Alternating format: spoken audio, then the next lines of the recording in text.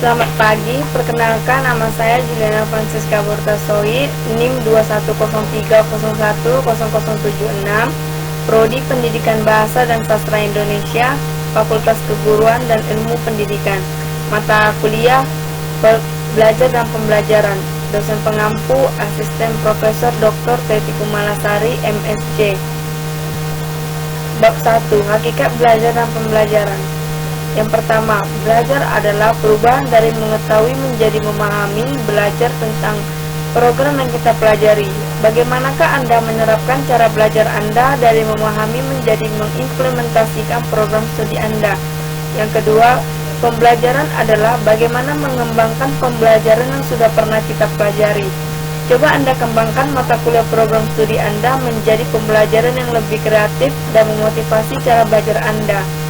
Yang ketiga, bagaimanakah Anda menyusun langkah-langkah penyusunan perencanaan pembelajaran program studi Anda? Jawabannya, yang pertama, bagaimana menerapkan cara belajar. Caranya yaitu dengan mempelajari atau menguasai dari program studi kita sehingga kita dapat memahami materi dari prodi kita. Yang kedua, bagaimana cara mengembangkan program studi saya dengan lebih menelusuri mengenai pendidikan sastra dan bahasa agar menjadi wawasan saya serta memotivasi saya dalam menghadapi tantangan dalam mengajar peserta didik. Yang ketiga, langkah-langkah dalam penyusunan perencanaan pembelajaran prodi saya. Yang pertama, merumuskan tujuan belajar. Artinya, merumuskan materi pelajaran sesuai dengan standar kompetisi seperti kognitif, afektif, dan psikomotorik.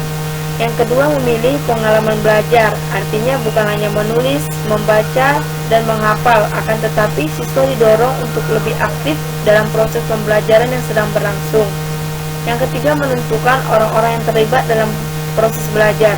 Tenaga pendidik berperan sebagai sumber belajar dalam mengelola sistem pembelajaran seperti alat bantu media agar menarik perhatian siswa serta dapat merangsang siswa dalam proses belajar. Yang keempat, memilih alat dan bahan.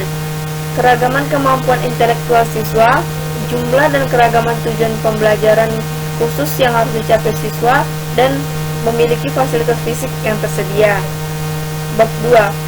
Mengenal perkembangan peserta didik. Yang pertama, jelaskan perbedaan dan pertumbuhan peserta didik di tingkat sekolah dasar dan sekolah menengah pertama.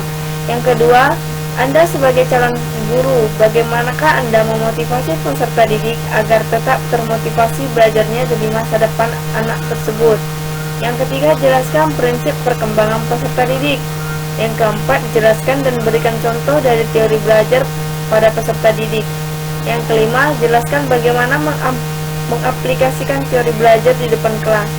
Jawabannya, yang pertama, pertumbuhan diartikan sebagai suatu proses perubahan secara fisik yang merujuk kepada kuantitas, sedangkan perkembangan diartikan sebagai suatu proses perubahan secara psikis yang menunjukkan kepada kualitas masalah pertumbuhan dan perkembangan anak. Dikaji dalam psikologi perkembangan, harus diketahui dan dipahami oleh para calon guru dan para guru di sekolah masa pertumbuhan anak usia TK dan anak usia sekolah dasar. Pada remaja sebagai salah satu tahap pertumbuhan dan perkembangan yang harus dilalui manusia, juga makna pertumbuhan dan perkembangan menunjukkan kepada proses perubahan secara fisik dan psikis atau jiwa yang dialami oleh remaja yang bersekolah pada jenjang pendidikan dasar atau SMP. Yang kedua, dengan memberikan peserta didik tersebut masukan yang bersifat positif atau dorongan dan menjadikan peserta didik lebih aktif dalam segala bidang, juga peduli terhadap peserta didik. Yang ketiga, perkembangan berlangsung seumur hidup dan meliputi semua acak perkembangan, bukan hanya berkenaan dengan aspek-aspek tertentu, tetapi menyangkut semua aspek. Setiap anak memiliki kecepatan atau tempo dan kualitas perkembangan yang berbeda.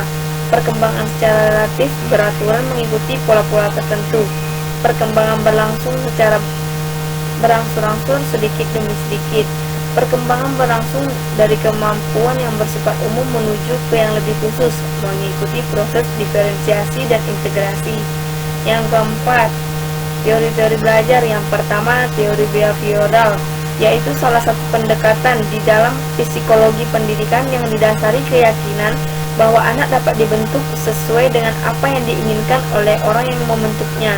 Perkembangan anak sangat ditentukan oleh faktor yang berbeda di luar anak itu sendiri, bukan dari faktor yang berasal dari dalam. Contoh, mengajarkan kepada peserta didik sebelum mulai pembelajaran harus diawali dengan berdoa.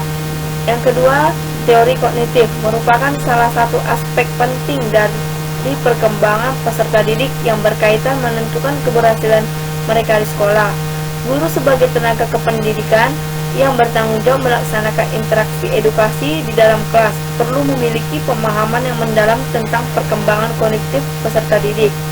Implikasi teori perkembangan kognitif Piaget dalam pembelajaran adalah bahasa dan cara belajar anak berbeda dengan orang dewasa. Oleh karena itu, guru mengajar dengan menggunakan bahasa yang sesuai dengan cara berpikir anak. Yang kedua, anak-anak akan lebih baik apabila dapat menghadapi lingkungan dengan baik. Guru harus membantu anak agar dapat berinteraksi dengan lingkungan. Yang ketiga, bahan yang harus dipelajari anak hendaknya dirasakan baru tetapi tidak asing. Yang keempat, teori konstruktivisme adalah teori belajar yang mengedepankan kegiatan mencipta serta membangun dari sesuatu yang telah dipelajari. Yang keempat, teori humanisme, yaitu teori yang berasumsi bahwa teori belajar apapun baik dan dapat dimanfaatkan asal tujuannya dapat memanusiakan manusia, yaitu pencapaian aktualisasi diri, pemahaman diri, serta realisasi diri orang belajar secara optimal.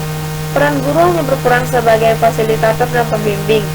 Salah satu bentuk pendidikan humanisme adalah pendidikan terbuka atau open education, yaitu sebuah proses pendidikan yang memberikan kesempatan kepada murid untuk bergerak secara bebas dan memilih aktivitas belajar mereka sendiri. Aplikasi teori belajar behavioristik dalam pembelajaran: yang pertama, mementingkan pengaruh lingkungan; yang kedua, mementingkan bagian-bagian atau mentalistik; yang ketiga, mementingkan peranan reaksi. Aplikasi teori kognitif dan konstruktivisme dalam pembelajaran: yang pertama, menghasilkan individu atau anak yang memiliki kemampuan berpikir untuk menyelesaikan setiap persoalan yang dihadapi. Yang kedua, kurikulum dirancang sedemikian rupa sehingga terjadi situasi yang memungkinkan pengetahuan dan keterampilan dalam peserta didik. Yang ketiga, latihan memecahkan masalah. Aplikasi teori humanistik dalam pembelajaran: yang pertama, guru memberikan motivasi, kesadaran mengenai makna belajar dalam kehidupan siswa. Selanjutnya, siswa berperan sebagai pelaku utama, student center, yang memaknai proses pengalaman belajarnya sendiri. Diharapkan siswa memahami potensi diri, mengembangkan potensi dirinya secara positif, meminimalkan potensi diri yang bersifat positif. Bab 3. Pengembangan model desain pembelajaran. Yang pertama, jelaskan secara rinci dan berikan salah satu contoh model desain pembelajaran. Yang kedua, buatlah salah satu contoh silabus atau RPP dan praktekkan di depan kelas. Jawabannya: yang pertama, desain pembelajaran merupakan proses keseluruhan tentang kebutuhan dan tujuan belajar serta sistem penyampaiannya. Termasuk di dalamnya adalah pengembangan dan bahan kegiatan pembelajaran, uji coba dan penilaian bahan, serta pelaksanaan kegiatan pembelajaran. Untuk memahami lebih jauh tentang teori dan aplikasi desain pembelajaran merupakan praktek penyusunan media teknologi berkomunikasi dan isi untuk membantu agar dapat terjadi transfer pengetahuan secara efektif antar guru dengan peserta didik. Contoh model pembelajaran yaitu pembelajaran langsung atau direct learning, yaitu pengetahuan yang bersifat informasi dan prosedural yang menjurus kepada keterampilan dasar akan lebih efektif jika disampaikan dengan cara pembelajaran langsung. Sintaknya adalah menyiapkan siswa, sajian informasi dan prosedur, latihan terbimbing, refleksi, latihan mandiri, dan evaluasi. Cara ini sering disebut metode ceramah atau expository. RPP, Rencana Pelaksanaan Pembelajaran, mata pelajaran Bahasa Indonesia, Satuan Pendidikan Sekolah Dasar